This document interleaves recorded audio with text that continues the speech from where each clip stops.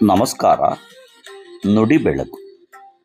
ದಾದಾಪೀರ್ ನವಿಲೆ ಹಾಳ್ರವರ ಪ್ರಜಾವಾಣಿಯ ಅಂಕಣ ಬರಹ ಸ್ನೇಹ ಸಲುಗೆ ಎಲ್ಲರಿಗೂ ಗೆಲುವು.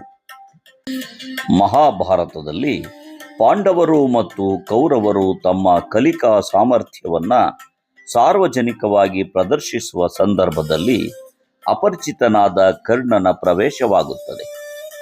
ಅರ್ಜುನನ ಸಮರ ವಿದ್ಯಾ ಕಲೆಗೆ ಸಮನಾಗಿ ತಾನು ಪ್ರತಿಭಾ ಪ್ರದರ್ಶನ ಮಾಡುವುದಾಗಿ ಘೋಷಿಸಿದ ಕರ್ಣನ ಮಾತು ಅಲ್ಲಿದ್ದ ದ್ರೋಣ, ಕೃಪ ಮೊದಲಾದವರಿಗೆ ಉದ್ದಟತನವಾಗಿ ಕಾಣುತ್ತದೆ.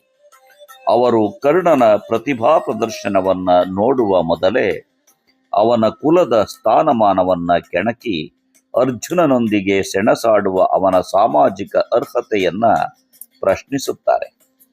ಅವರ ಪ್ರಶ್ನೆಗೆ ಉತ್ತರ ಕೊಡಲು ಹಿಂಜರಿಯುತ್ತಿದ್ದ ಕರ್ಣನ ಅವಸ್ಥೆಯನ್ನ ನೋಡಿ ಮರುಗಿದ ದುರ್ಯೋಧನ, ಎಲ್ಲದಕ್ಕೂ ಕುಲವನ್ನೇಕೆ ತಂದಿಕ್ಕುವಿರಿ?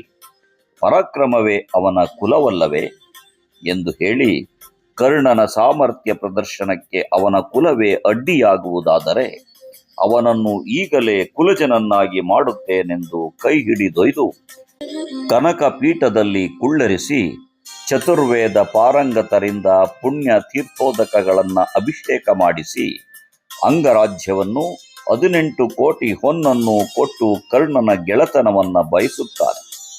ಇತರರು ಚಕ್ರವರ್ತಿಯಾದ ನನ್ನ ಕಾಲಿಗೆ ಬೀಳುತ್ತಾರೆ. ಜೀಯ, ಪ್ರಸಾದ, ಕ್ಷಮಿಸಿ ಎಂದೆಲ್ಲ ದೀನರಂತೆ ವರ್ತಿಸುತ್ತಾರೆ. ನೀನು ನನ್ನೊಂದಿಗೆ ಹಾಗೆ ನಡೆದುಕೊಳ್ಳುವುದು ಬೇಡ, ಮಿತ್ರನಂತಿರು ಎಂದು ಹೇಳಿ ಕೊನೆಯವರೆವಿಗೂ ಹಾಗೆಯೇ ನಡೆದುಕೊಳ್ಳುತ್ತಾನೆ. ಕರ್ಣನ ಅನುಪಸ್ಥಿತಿ ದುರ್ಯೋಧನನನ್ನ ವಿಪರೀತವಾಗಿ ಕಾಡುವ ಅನೇಕ ಸಂದರ್ಭಗಳು ಸ್ನೇಹದ ಅಪೂರ್ವ ಲಕ್ಷಣಗಳನ್ನ ವಿವರಿಸುತ್ತವೆ.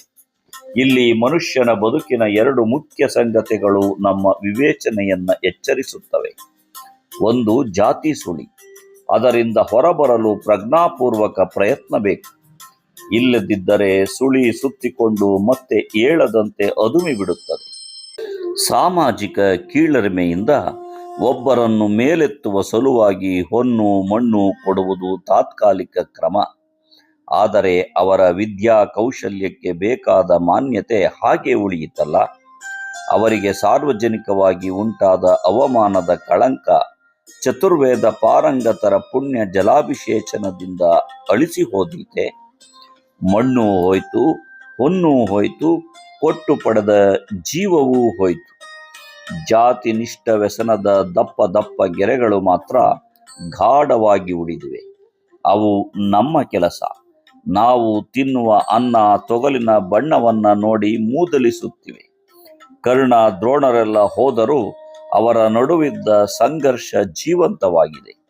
ಹೋಗೇ ಹೋಗುವ ಜೀವದ ಜೊತೆಗೆ ಕಳಂಕಗಳು ಹೋಗುವಂತಿದ್ದರೆ ವರ್ತಮಾನ ಎಷ್ಟು ಚೆನ್ನಾಗಿರುತ್ತಿತ್ತು.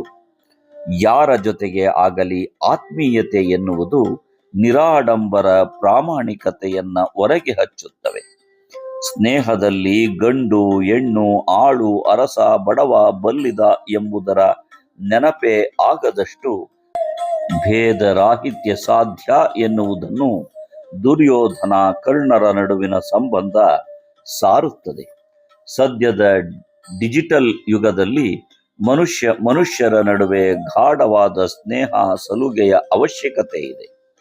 ಗೊತ್ತಿದ್ದೋ ಗೊತ್ತಿಲ್ಲದೆಯೋ ಒಂಟಿಯಾಗುತ್ತಿರುವ ಮನುಷ್ಯನ ಎದೆಯೊಳಗಿನ ನೋವನ್ನು ಅರಿಯಬಲ್ಲ ಸ್ನೇಹಿತರು ಅಪರೂಪವಾಗುತ್ತಿರುವ ಸಂದರ್ಭದಲ್ಲಿ ಒಬ್ಬರ ಸ್ಥಿತಿಗಾಗಿ ಮತ್ತೊಬ್ಬರು ಹಾತೊರೆಯುವ ಆಕರ್ಷಣೆ ಬೇಕಾಗಿದೆ. ಗೆಳೆಯರ ಸ್ನೇಹ ಸಲುಗೆಯ ಹಿತವಾದ ಬೆಸುಗೆಯಲ್ಲಿ ಎಲ್ಲ ಪ್ರತಿಷ್ಠೆಗಳು ಕರಗಿ ಉಳಿಯುವ ಮೈತ್ರಿ ವೈಭವ ಅಪರೂಪದ್ದು. ಗೆಳೆಯನ ಗೆಳೆತನಕ್ಕೆ ಸೋಲುವುದೇ ಗೆಲುವಿನ ಸೋಪಾನ.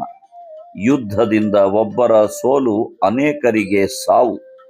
ಸ್ನೇಹ ಸಲುಗೆ ಇಬ್ಬರಿಗೂ ಗೆಲುವು ಸಂಭ್ರಮ ಸ್ನೇಹದ ಅಪ್ಪುಗೆಯಲ್ಲಿ ಮಾತ್ರ ಸಾಧ್ಯ. ನಮಸ್ಕಾರ. ಧನ್ಯವಾದಗಳು.